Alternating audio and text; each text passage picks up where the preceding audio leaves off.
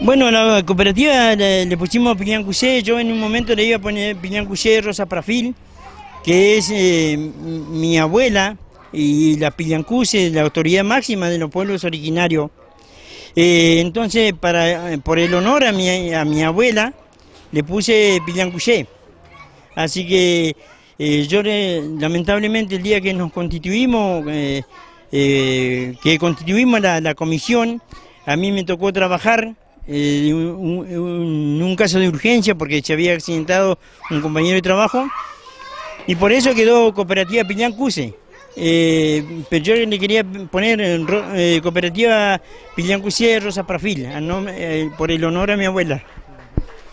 Bien, Penny. Bueno, un día muy especial hoy para ustedes y bueno, felicitamos, ¿no?, el esfuerzo y el logro y también la paciencia, ¿no?, de tener y llegar a esta instancia, ¿no?, de la casa propia. Sí, hay que tener también, sobre todo lo que me legó mi abuela, tener autoridad, porque uno sin autoridad pierde la esencia del objetivo.